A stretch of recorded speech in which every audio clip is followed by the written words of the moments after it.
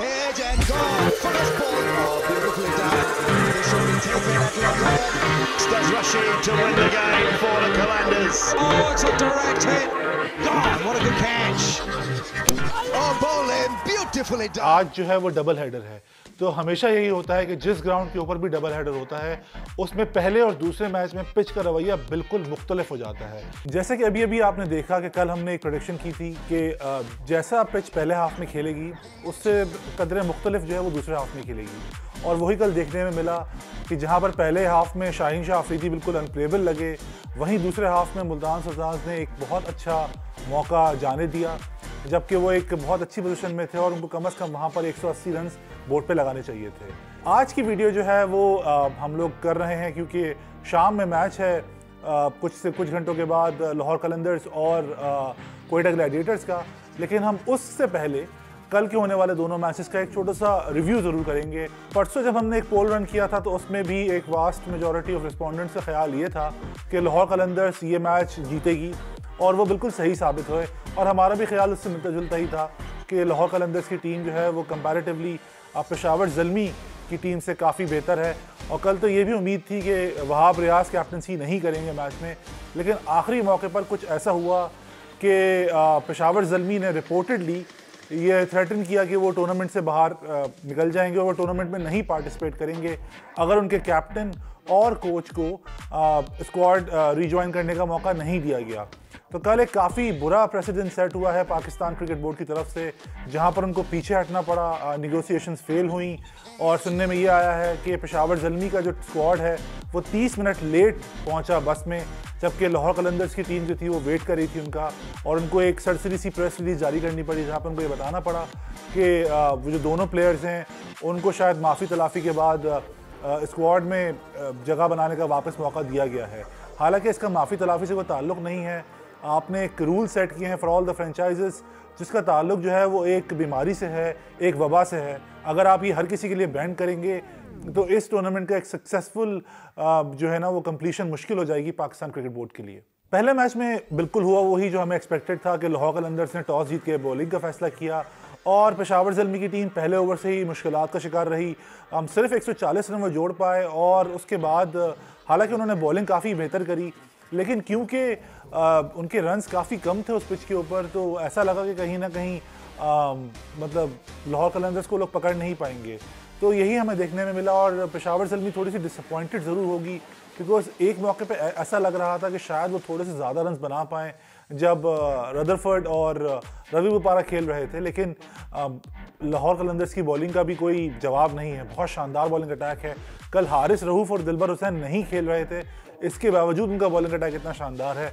जब ये दोनों वापस आ जाएंगे तो मेरे ख्याल से कोई ऐसा बॉलर नहीं है जिसको आप अटैक कर सकें। राशिद खान हैं, शाहीन शाह अफरीदी हैं, डेविड वीज़े हैं, हारिस रऊफ होंगे, दिलबर हुसैन होंगे, इनमें से आप किसी के ऊपर अटैक नहीं कर सकते। तो इस टीम को हराना बहुत मुश्किल होगा आगे जाकर भी। अब थोड़ी सी हम बात कर लेते हैं दूसरे मैच की, जहाँ पर मैच था मुल्तान सुल्तान्स और इस्लामाबाद यूनाइटेड का। ये मैच कदरे सनसनीखेज हुआ, और ये मैच जो है ना एक वक्त में ऐसा लग रहा था कि बिल्कुल आखिरी ओवर तक जाएगा, लेकिन फिर भला हो सुहेल तनवीर साहब का, जिन्होंने आके एक ही ओवर में जो है वो 19 रन दे दिए और मैच बिल्कुल ख़त्म कर दिया। हालांकि 2 ओवर पहले जो था वो मैच काफ़ी हद तक इन द बैलेंस था, और वो इतने एक्सपीरियंस कैंपेनर हैं कि उनसे एक्सपेक्टेड बिल्कुल नहीं था।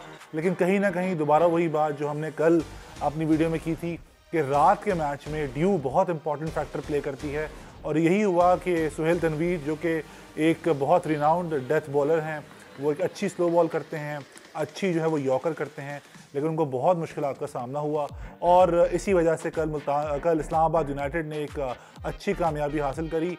हालांकि कल मुल्तान सुल्तान्स के पास एक बहुत अच्छा चांस था वाइल बैटिंग फर्स्ट, उन लोगों का 87 रन पे सिर्फ 2 आउट थे 11 ओवरों में, तो वहाँ से उनको ज़रूर कोशिश करनी चाहिए थी कि वो 180 बनाए। तो कहीं ना कहीं वो लोग थोड़े डिसअपॉइंट ज़रूर होंगे कि वो लोग इतना बड़ा रन नहीं बना सके जितने वो चाहते थे, लेकिन उनकी बॉलिंग अटैक ने काफ़ी इंप्रेसिव परफॉर्मेंस दी है। ख़ास तौर पे क्या बात करें हम शाहिद अफरीदी की, उनके ऊपर मैंने खुद इधर ही वीडियोस में बैठ के क्रिटिसाइज़ कर चुका हूँ पहले कि उनकी उम्र बहुत हो गई है, लेकिन कल वो तो बिल्कुल जवान लगे और ऐसा लगा कि पुराना शाहिद अफरीदी वापस आ गया है। तो ऐसी परफॉर्मेंस वो बार बार देते रहते हैं और अपने फैंस को वो खुश करते रहते हैं। बट हमें देखना यह है कि आगे जाकर ये टीम्स कैसा परफॉर्म करती हैं। अब हम कुछ बात कर लेते हैं आज के होने वाले मैच, जो कि अब से थोड़ी देर के बाद नेशनल स्टेडियम कराची में खेला जाएगा, जिसमें लाहौर कलंदर्स और कोयटा ग्लैडिएटर्स की टीमें आमने सामने होंगी। ट्रेडिशनली कोयटा ग्लैडिएटर्स का सबसे बुरा रिकॉर्ड है against Lahore Qalandars in the history of PSL। ये इंटरेस्टिंग बात है क्योंकि कलंदर्स जो हैं वो PSL की हिस्ट्री की सबसे अनसक्सेसफुल टीम है in terms of win percentage, जबकि कोयटा ग्लैडिएटर्स जो हैं वो पाकिस्तान सुपर लीग की हिस्ट्री की सबसे सक्सेसफुल टीम है in terms of win percentage. But इसके बावजूद दोनों टीमें सिर्फ 10 दफ़ा आमने सामने आई हैं, 5-5 दफ़ा जो हैं वो जीती हैं दोनों टीमें। तो इससे पता लगता है कि काफ़ी कांटेदार मुकाबला होता है। और अगर आप थोड़ा सा भी रिसेंट इन द हिस्ट्री देखें तो कलंदर्स का पलड़ा भारी रहा है। पिछले 5 में से 4 मैचेस लाहौर कलंदर्स जीते हैं। लास्ट सीज़न दोनों मैचेस ही लाहौर कलंदर्स जीते थे, बैटिंग फर्स्ट करते हुए भी और फिर बॉलिंग फर्स्ट करते हुए भी। तो बहुत इंप्रेसिव नंबर्स हैं उनके इन द रीसेंट पास्ट। अगर आप दोनों टीमों का जब जायज़ा लें इनके मैचेस का पीछे होने वाले, तो उसमें लाहौर कलंदर्स का हाईएस्ट स्कोर है इन मैचेस में, जबकि जो बेस्ट इनिंग्स खेली है इंडिविजुअल इनिंग्स वो खेली है फ़खर जमान ने, गालिबन 2018 में खेली थी जब उन्होंने 94 रन बनाए थे शारजा में। जबकि समित पटेल ने पिछले जो 10 मैचेस हुए हैं दोनों टीमों के, उसमें सबसे अच्छी बॉलिंग परफॉर्मेंस करवाई थी जब पिछले साल ये मैच हुआ था। और एक बहुत ही एक रैंक टर्नर थी लाहौर के अंदर, जहां पर बिल्कुल नहीं लग रहा था कि कोयटा ग्लैडिएटर्स की टीम संभल पाएगी, और यही हुआ कि उन्होंने बहुत जल्दी आकर 4 विकेटें ले ली थी। अब तक दोनों टीमें पाकिस्तान सुपर लीग के जो छठा एडिशन है उसमें एक मैच खेल चुकी हैं। कोयटा ग्लैडिएटर्स को पहले मैच में डिफेंडिंग चैंपियंस कराची किंग्स के खिलाफ शिकस्त का सामना हुआ था, जबकि कल लाहौर कलंदर्स ने पेशावर ज़ल्मी को एक काफ़ी कंफर्टेबल मार्जिन से हरा दिया था। तो यकीनी तौर पर इन दोनों टीम्स के जो हैं वो ऑब्जेक्टिव इस मैच में थोड़े से डिफरेंट होंगे।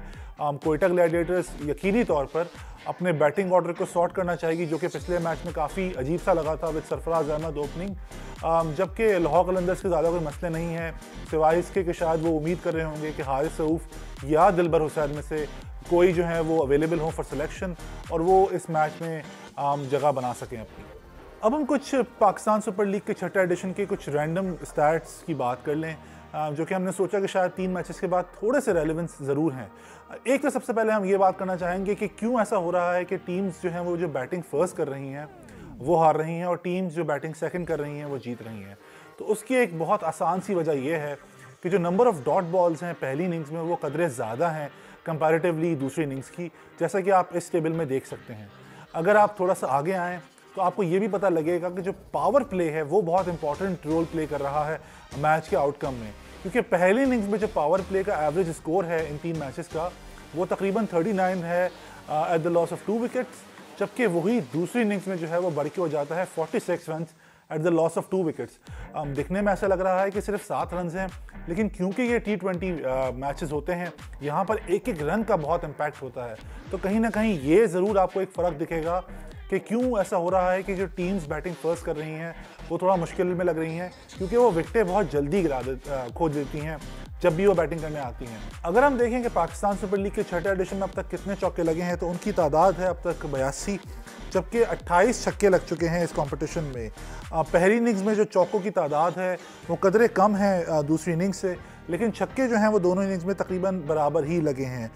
एक इम्प्रेसिव बात ज़रूर है अब तक पाकिस्तान सुपर लीग में, वो ये है कि अब तक 6 इनिंग्स हो चुकी हैं जबकि सिर्फ एक नो बॉल हुई है, जो कि कल वहाब रियाज ने की थी।